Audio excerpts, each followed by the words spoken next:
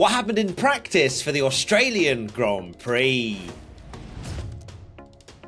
Let's get into free practice one. And the big story has to be Alex Albon and the fact that he crashed at exactly the same place that he did last year, which you wouldn't think is the biggest story. Okay, he's made another mistake.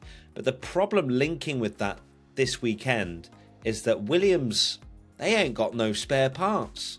They ain't got another tub to give Alex Albon in the case of him damaging this one with the impact, which I think he obviously has in some way because he didn't run in free practice 2. And a very strange situation for Williams to be in.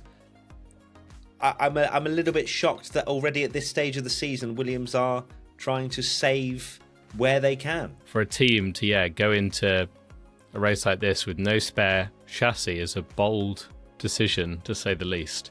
And Alex Albon may have just cost his team big because he might not even do qualifying tomorrow at this rate. Who knows? Shocking. I mean, the fact that I said Alex Albon Q3 in my board prediction, and then he's probably not even going to do qualifying, is just peak my predictions, but shocking. Question from N33_Emma. Should another driver be able to take over their teammate's chassis due to significant damage, like in the Albon incident? Look, it's a Formula 1 team at the end of the day. These drivers take part as part of a Formula 1 team, and should they decide that their better driver should take part in the weekend, I think that is definitely, it's in the rules. You're allowed to do it. Whether it's emotionally correct is up for debate. So it is a difficult decision, don't get me wrong, because James Vowles has been hyping Logan up over the off-season. You know, he's back, he's fresh, he's feeling good. I've not seen any indication that he's driving any better than he did last year. As of right now, he made mistakes in free practice today as well. So it's a difficult decision, don't get me wrong. It's pretty cutthroat, but it's Formula 1. It is Formula 1. It can be a very harsh sport.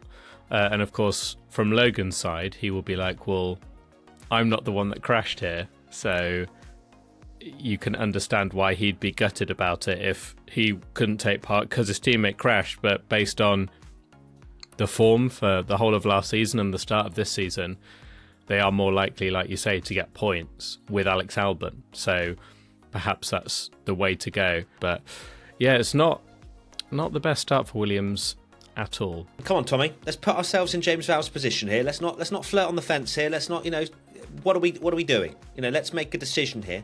In my opinion, if I'm James Vowles, I go, thank you, Logan, for your participation this weekend. Would like to have you sit on the sidelines and put Alex in the car. He will then be like, oh my God, that's so unfair. And then James Vowles will then reply and say, well, you have 23 more races than you should really technically have this year than perhaps what your performances suggest last year. So therefore, that's not that big of a deal. That's how I deal with it. And I'm sure James would have some lovely, eloquent words to make him feel better. Yeah, you've got to go for Albon.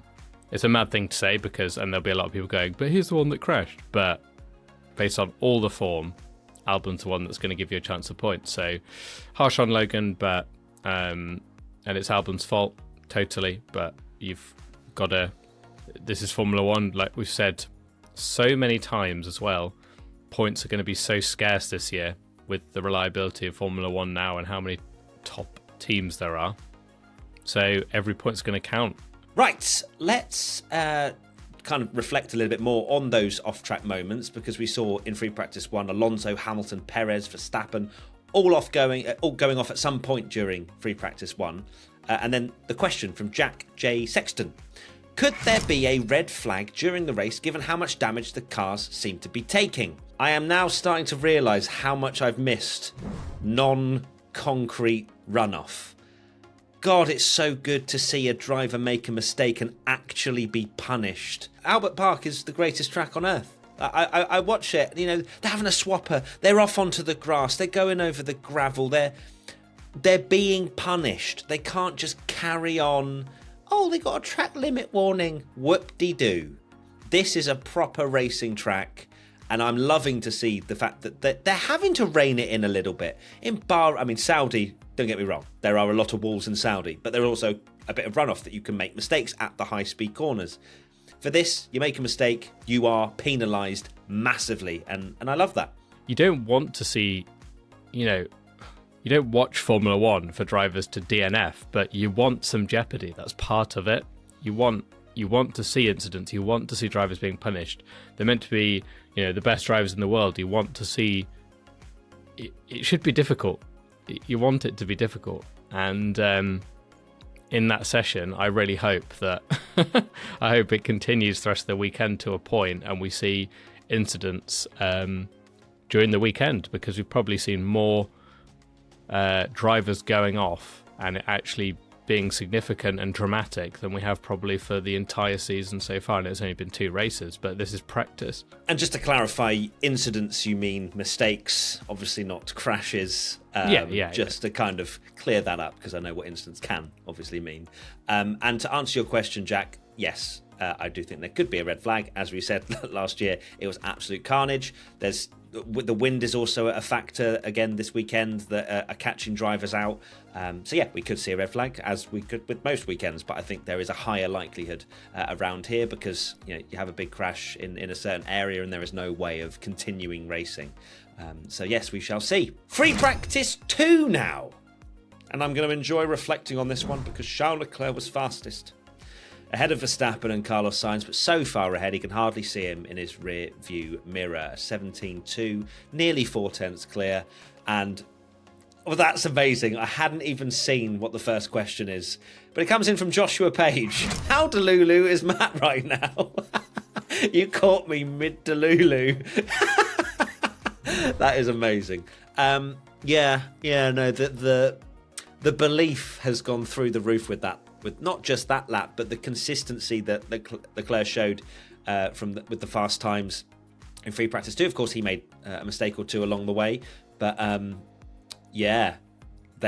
Ferrari look quick, and I'm not just saying that like I do every weekend. Ferrari genuinely look quick. Where I'm ready to put everything on the line again. Championship back on. Yeah, they're looking very good. Verstappen had a lot of issues.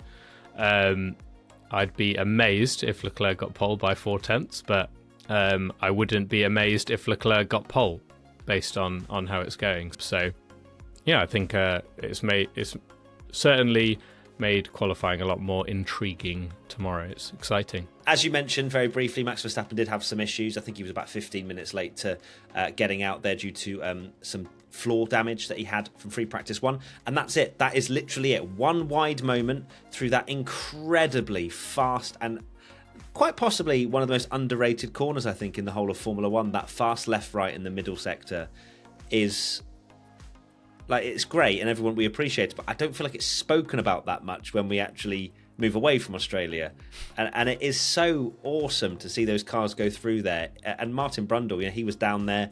You can see he's in awe as well, and we've seen many camera angles from that particular spot, flying into that left-hander, where it's one of the only static cameras where you go, my God, these cars are quick. Yeah.